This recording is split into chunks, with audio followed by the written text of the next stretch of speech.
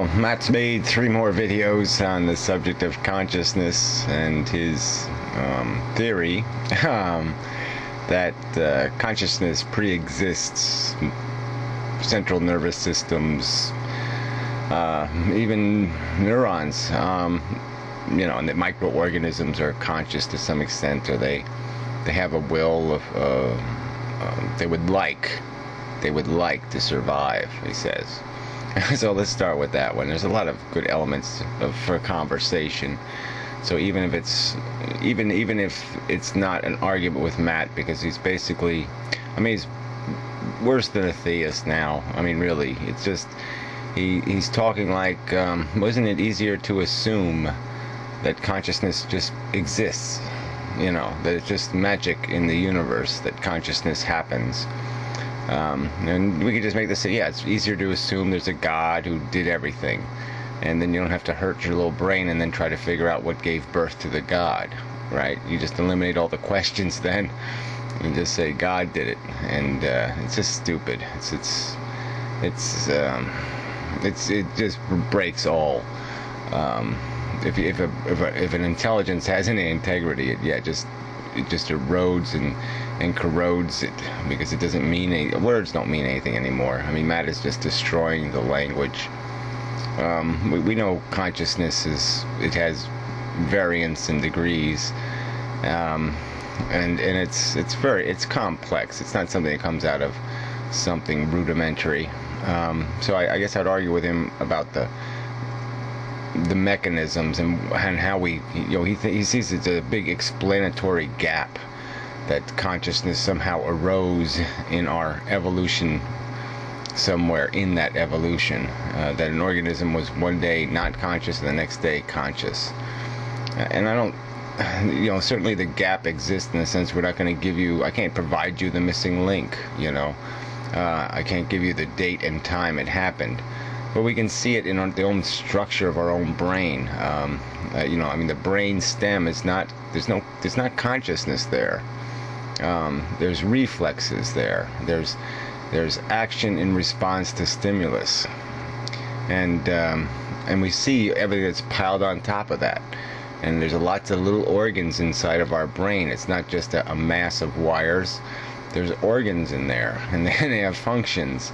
And somewhere in that mess is the creation of what we know as a feeling, as a sensation that has a flavor, a positive or negative flavor. I guess I should say negative and positive, because I think the negative does come first. I think the negative is what everything is built out of, and it is the elimination of the negative that provides the illusion of positive, of pleasure. But that's a whole another subject. I want to devote the whole video to that. But this idea of survival, where he talks about a microbe likes to survive because it appears to chase sugar in a solution. And there's so many easy ways to explain how a bacterium would acquire some of the dressings of deliberate behavior.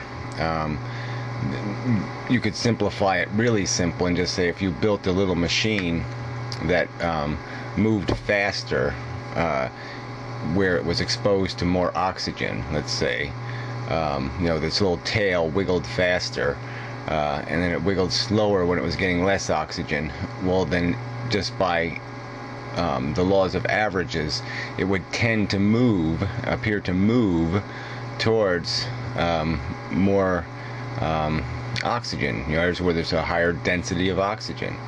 But it would just be an appearance, because all it would be doing is, by the laws of averages, moving faster when it came in contact with more, and that's all. And that's all these bacteriums are doing most of the time.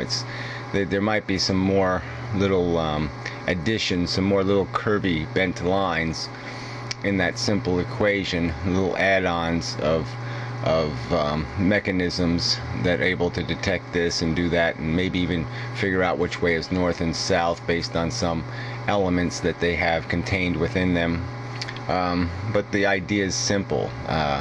It's moving towards what its biology has been designed to move towards, and it's doing it in a crude manner by physical forces, and there isn't any will involved or desire. And even if it had a feeling, Matt, that feeling, that hunger, wouldn't be for survival, Matt. It would be to satisfy the sensation, to appease the sense of deprivation, to get what it needed, and that need, it wouldn't comprehend it as survival. It's not interested in survival, Matt, even if it did feel. And most animals aren't interested in survival. They have no concept of survival.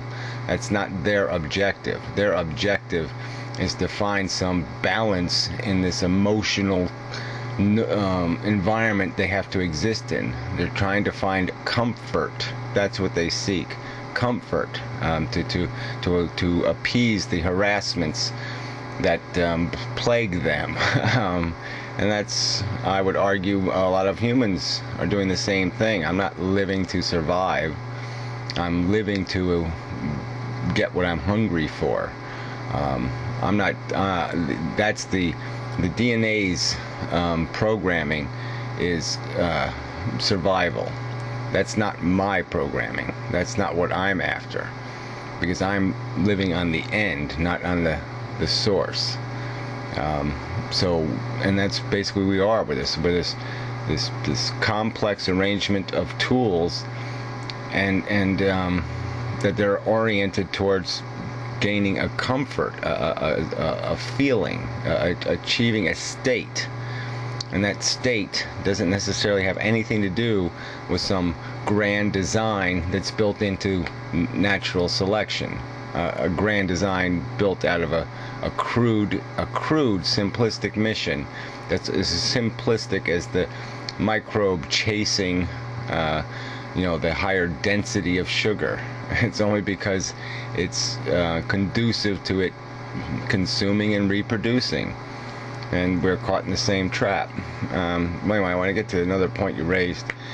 It just sort of implied that dreaming, that state of consciousness or subconsciousness was somehow a lower form of consciousness, and I would argue that it's actually a higher form of consciousness, that it came after consciousness was developed, that it was an add-on, because through this process of creating an artificial world to live in, a virtual reality,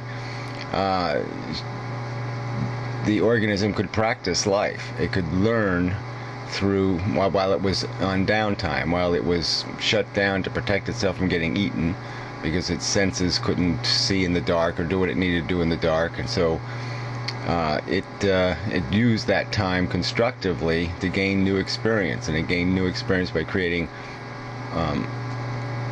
artificial environments that didn't, and the fact that they don't necessarily obey the rules of physics, or even of what is known logic to the organism,